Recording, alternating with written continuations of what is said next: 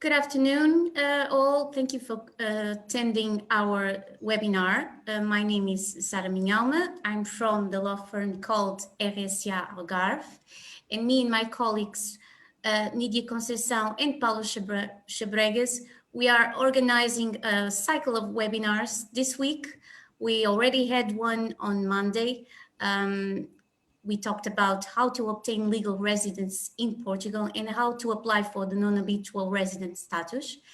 And our today's webinar, it will be about buying property in Portugal. And I'm honored to present our guest and speaker, Kili Keppel. She is a very experienced real estate agent and also a real estate coach. By the end of this webinar, if you have any question, any doubts, you can ask directly to Kili Keppel. Okay, Kili? Hello. Thank you for accepting this invitation. Thank you, Sarah. Let me get my screen shared. 1 second. Okay. There we go. Okay. Hi, guys. Thank you for joining us today. And before I get started, I just want to extend that thank you to Sarah and the team at RSA for inviting me to speak in this webinar series. So I'm going to just start by telling you a little bit about myself. As Sarah said, my name is Kili Keppel, and I actually originate from the UK, but I've been living in Portugal now for the past 14 years, of which I've spent the last 12 working in the real estate sector. As well as working here, I'm also a mum to 2 young boys, so I fully understand some of the questions that many of you may have about the process of moving, buying or living in Portugal. So in the webinar today, I'm going to walk you through what you can expect from the process of searching for and buying property in Portugal. And as Sarah said, if you have any questions, I think there's a chat function on here. Feel free to drop them in the chat and I'll do a brief Q&A at the end for you. So to start, let me see, hang on, I'm having a problem here with my screen. There we go. To start, okay. Why Portugal? So let's talk about why Portugal is the place you should consider purchasing property. Firstly, it's located at the most westerly point in Europe, which means it offers a fantastic climate all year round, with an average of about 300 days sunshine a year, making the winters very mild and the summers hot. In 2021, International Living voted Portugal as the #1 place to retire in Europe and also ranked it as the 5th best place to retire in the world overall. It was also voted as the world's best place to retire this year by Live and Invest Overseas. It's an incredible place to live in terms of safety. The 2020 Global Peace Index ranked Portugal as the 3rd most peaceful country in the world. Now, additionally, in that, Forbes has voted Portugal as one of the best 5 countries in which to obtain second citizenship. And a part of that will be down to the tax benefits and non-habitual residency scheme that is available to people relocating to the country, which is a topic that my colleagues Sarah and Paula at RSA covered on Monday, which I think they have on their YouTube channel if you didn't make it to that webinar. Now, the cost of living here is also incredibly good, and based on the cost of living index, living in Portugal costs around 28.43% less than in the UK and around 28.26% less than in the United States. And finally, of course, the food. Portugal's cuisine is as rich and varied as its landscape. Most distinctively, it is the fish and the endless choice of seafood that is available. But alongside that, it's accompanied by a wide variety of cheeses and pastries like the pastel de nata. And also it's renowned for its olive oil and wine, which is produced all over the country. But probably one of the most famed exports is port from Porto. So when you're looking to buy property in Portugal, there's 4 main areas that I generally would recommend to a client to consider looking at buying, and they would be the Algarve, Lisbon, the Silver Coast or Porto. And I'm going to go into a little bit more detail on each of those locations and why they're great in the next couple of slides. So the Algarve is the southernmost coast of Portugal, and it's probably one of the most popular destinations and locations for people who are looking to buy property. It offers a year-round climate, and as I already mentioned, Portugal receives that 300 days sunshine a year. So the Algarve itself has a more Mediterranean climate, which makes their summers very hot and the winters very mild. To give you an idea, the average temperatures are around 16 degrees in January and February, and in the region of about 29 degrees more or less in July and August. It is also proud to be hold award-winning beach status. So 87 of the Algarve beaches have been awarded the European Blue Flag, of which 76 of those have also received the gold standard. And included in that number is 46 accessible beaches. So it really does make that viable for everybody. There's also a really great selection of activities that are available, from sailing and boat tours to hiking and natural wildlife. There's like so many different activities that you can get out and explore within the Algarve all year round. We even have a zip line that goes across the border from Portugal to Spain if you are one of the more adventurous types. The Algarve also offers a really relaxed pace of life, which obviously makes it a great destination, whether it's for holidays or living alike. And there's also a very good selection of international schools in the region, from Nobel, Euphorus, Villamora International College, and the Algarve International School, just to name a few. Lisbon, well, Lisbon is the capital and the largest city in Portugal. It's got around 2.8 million people living in or in the surrounding area of the city. And it's set on a hilly coastside on the west coast of Portugal, with beautiful suburban towns that offer a string of beaches, all within about, I guess, 20 to 30 minutes of the city. It's a very charismatic and vibrant place, but it's effortlessly blended with that traditional heritage, alongside the modern and progressive thinking of the city today. Lisbon's airport links the country internationally with direct flights across the United States, the Middle East, the Far East, and beyond. Lisbon is one of the least expensive cities in Europe when compared to other major global cities. The global price index estimates that an average family of four's living costs are in the region of about 1,900 euros a month. It's also a hub for innovation and technology. Since 2016, Lisbon has hosted the annual Web Summit, which is considered the largest tech event in the world. And that draws people from around the globe. And as a result of that, it's also become a hotspot for startups in the innovation and technology industries. It's also rich in culture, from the tiles that you'll find dotted around the streets and in the buildings everywhere to the fado music for which it's famed. Lisbon offers a very rich and diverse culture that dates back to the 15th century. But as I say, it all blends beautifully in today's modern city. And again, Lisbon offers a great selection of international schools, from St. Peter's, the BSL, which is the British School of Lisbon, to TASIS, the American school in Switzerland, which just sits outside of the city on the cusp of the Silver Coast. So the Silver Coast is often referred to as the Algarve 30 years ago. It's long been a spot chosen by the Portuguese for their summer holidays, but it is now growing in popularity internationally as well. So whilst it's connected directly to the capital, Lisbon, with an easy commute, it does offer exceptional value for money when it comes to the cost of living, and is around 20% less than the cost of living in the Algarve.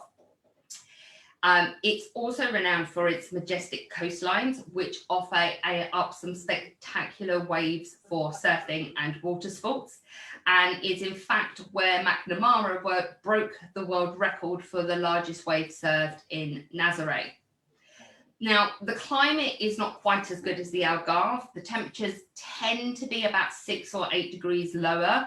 However, as a result, you will find that there is a more defined set of seasons, with spring and autumn being experienced here much more than further south in, say, Alentejo or the Algarve. And many of the buyers who have opted for the Silver Coast often have chosen it over the Algarve due to the authentic Portuguese lifestyle that can be found there. And finally, Porto. Porto is the second largest city in Portugal based on its population. It was awarded the European Capital of Culture in 2001, and it sits along the Douro River. Now, as cities go, it's actually got a relatively small city centre, but its core centre was declared a UNESCO World Heritage Site in 1996. So there's settlements dating back there to the Roman Empire. It also offers direct flights across Europe, the UK and the United States. But unlike Lisbon, it offers up an expanse of green spaces and is home to the largest urban park in the country, which is the Parque da Cidade, which therefore makes it a great place to spend downtime, walking, exercising, and just enjoying the outdoors with your family while still being in that city environment. Porto was highlighted also by Forbes in 2020 as one of the best European cities in which to invest, and profits here can compete with other major cities such as Lisbon, Madrid, and Barcelona. But also a fun fact that I want to throw in here for you about Porto. Porto has been accredited extensively with the creation of the Harry Potter book series, and also the films. So it's home to the Lello bookshop, which is featured in the Harry Potter and the Philosopher's Stone film. And it's believed that J.K. Rowling finished her first book inside the majestic cafe in Porto. Whilst the uniforms of the University of Porto are also believed to be the inspiration behind the uniforms in Hogwarts. So let me talk to you a little bit more about the buying costs and a little bit more about what you can expect when going through that buying process. Now, on the slide you can see now, I've outlined the steps that you'll take in the course of searching for and buying property in Portugal. The first thing that you will need to do when deciding to buy in Portugal is to determine what you can afford. Now, if you're going to require finance and whether or not you have the sufficient funds to cover any down payment and closing costs. And I'll cover those figures for you a little bit later in the presentation. But once you've determined how much you can afford to spend on a property, it's kind of time to decide which real estate agent that you're going to want to work with. Now, there is a tendency to want to work with several. However, in my personal experience, that can lead to some confusion. Portugal doesn't tend to have an exclusive listing market, and I do know that a number of the agencies will also work in partnership with one another. So my advice to you here is to pick somebody who you have a rapport with, who you trust, and who you feel will keep your best interests at heart. Now, during the course of this conversation with your agent, you will need to consider the location, the type of property, the size, the age, and the condition. And you can expect your agent to ask you a number of questions based upon around your requirements. They will ask you things about the usage of the property, whether you intend to live here or whether it's going to be a holiday home or an investment. They're going to ask you perhaps what you do for a living to determine where you need to be located. They may ask you if you have children, and if so, how old are those children, because certain areas are going to be more adapted for families or of young children or teenagers and so forth. But the point is, these will really help for them to dig down and uncover exactly what property is going to be the right fit for you. Once these details have been outlined, you can then begin touring properties that fit your requirements and that are in your price range. Now, this can take anywhere from a day or two to several months, so I would advise you to take some notes on the properties that you visit. As if you're traveling to Portugal specifically with the intention of viewing and finding property, you're likely going to be looking at between 4 and 5 houses in a day. So it can become quite hard to remember everything about them. The next step in the process is when you found that home is then to make an offer. And at this stage, it is the normal procedure for the agent that you've been working with to place a reasonable offer to the seller of the property. Now, a word of advice here, most sellers do tend to price their homes a little bit on the high side. So whilst some offers may be accepted immediately, it can be expected that you may need to enter into negotiations. Now, your agent will oversee this on your behalf to ensure that you reach an agreed figure that you're happy with and that ensures that the seller is also satisfied. And a good agent will be happy to provide you with a CMA or a comparative market analysis of properties recently sold in the area so that you can see how competitive your offer and the property you're looking to secure is. Now, at this point, it is also very important that both parties fully understand what is and is not being included in the purchase. Once an agreement has been reached by both parties, or that both parties are happy with, it is then a standard procedure for buyers to make a reservation deposit, which normally in the region of around €6,000, and that sum is lodged with your lawyer, not your agent or the seller. At this stage, it's not legally binding, but it's showing a gesture of good faith to the seller that you intend to complete the purchase, and it allows them to remove that property from the market so that the due diligence can then begin to take place.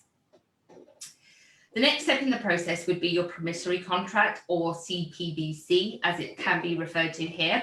And that promissory contract is what you would consider an exchange contract in the UK. This is a legally binding agreement, which in Portugal will come with penalties should you break it for either party. So before you go ahead and sign the promissory, you are going to want to ensure that you're in a position to move forward with the sale, that you have the necessary funds in place for that promissory deposit, which is generally around 20 to 30% of the full price. Now, before completing the promissory, your lawyer will undertake a number of searches on the property, namely to check the legal classification of the property is correct, a title report to confirm the person selling is legally the owner of the property, and also the land is registered to them, along with checking that there's no liabilities or restrictions registered against the property by the tax office.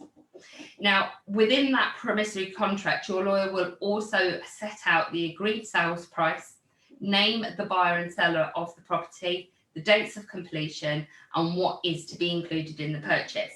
There may also be additional clauses in that contract that it may be subject to. It could be stage payments if you're looking to buy something that is under development or off plan, or it could be subject to loan approval if you're securing with a mortgage, amongst other things. Also, I would like to point out here that if you are buying with a mortgage, then an appraisal will be required as standard by the bank that is offering the finance. However, home inspections or surveys are optional and at the buyer's discretion. The final stage of the purchase is the public deed, or escritura, as it's called in Portuguese, and this must be signed in front of a notary who will check all the documents relating to the sale and purchase to ensure everything is correct. It's at this point the balance of the purchase price must be paid in full, and if you're doing that with a mortgage, then quite often the bank will be present alongside your lawyer to hand over a banker's draft for the amount financed. Once this has been completed, the house is then legally yours, and your lawyer will set about transferring the land registry into your name.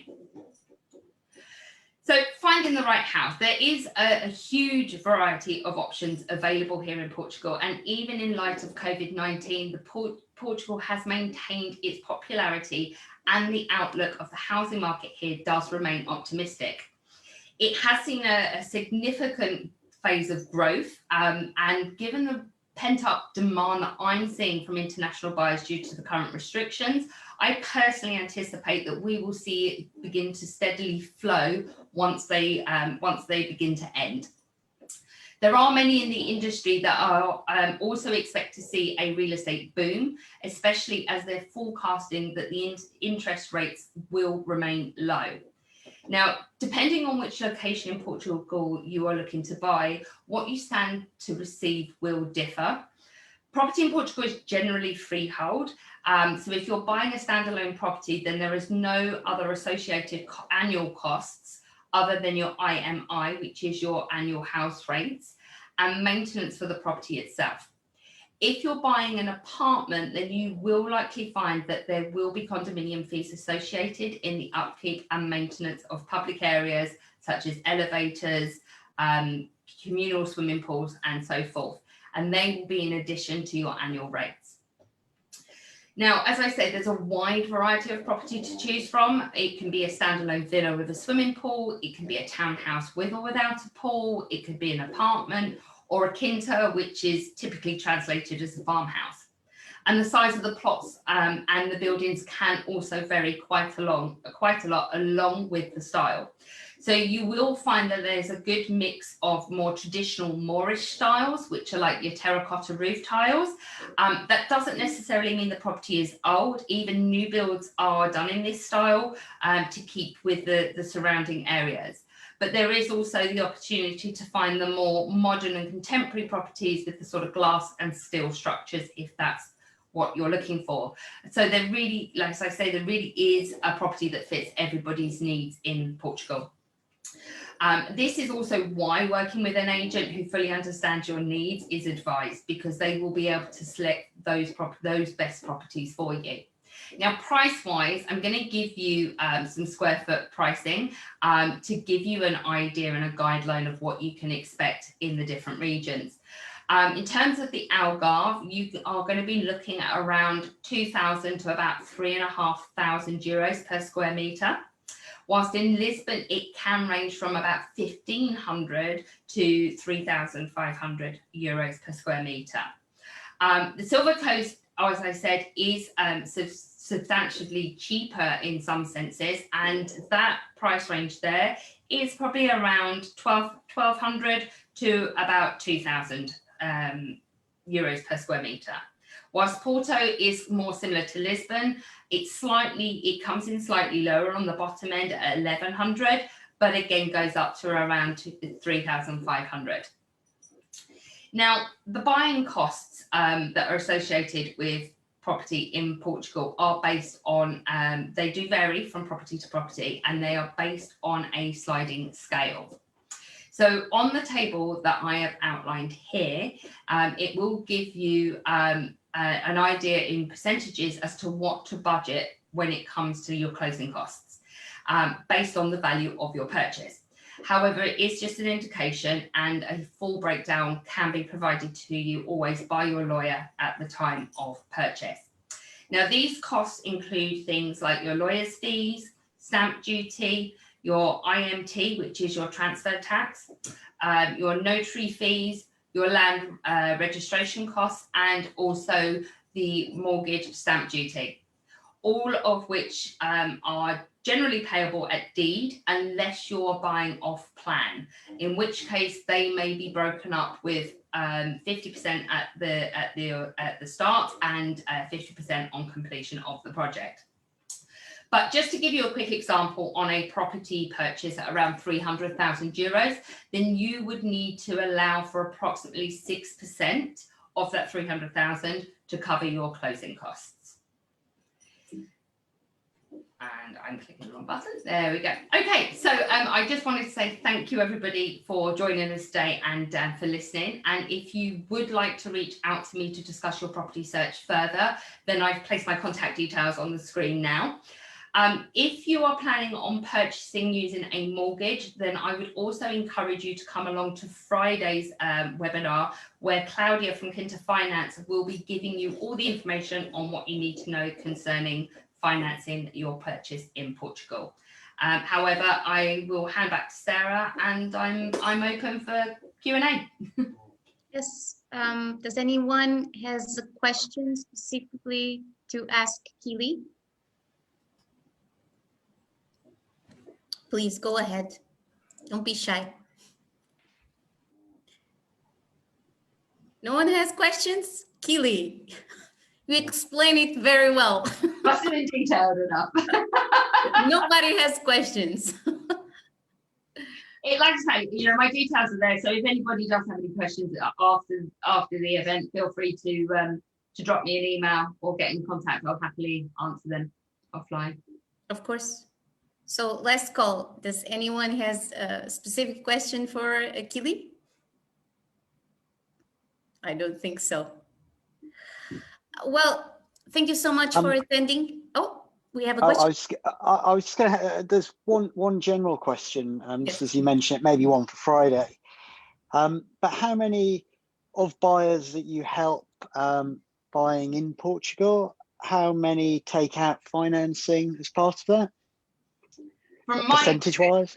I'm sure Claudia will have input on this from being a broker, but from my experience in terms of real estate, do you know what, it swings in line with the economy and what's going on. So we went through a very strong period of cash buyers. We then moved away from cash buyers to, I would say, 90% mortgage buyers. In the recent times right now, I know Claudia and Maria have been exceptionally busy. From an agency point of view, I'm seeing a mix. I'm seeing a really good mix of people, but I think people are also tending to use mortgages, not because they need the financing, but because it's a more financially beneficial thing to do. But Claudia, I'm going to hand that over to you. You might have more input on that.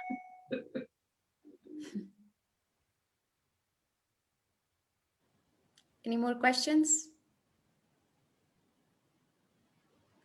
Well,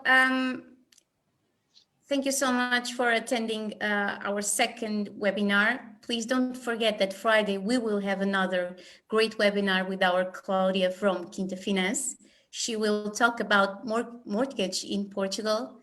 You just need to attend at the same hour, Friday, March 12th. Thank you so much for coming. Have a great afternoon, all of you. See you next time. Thank you. Thank you. Bye-bye. Thank you very much. Thank you. Thank you. Bye-bye.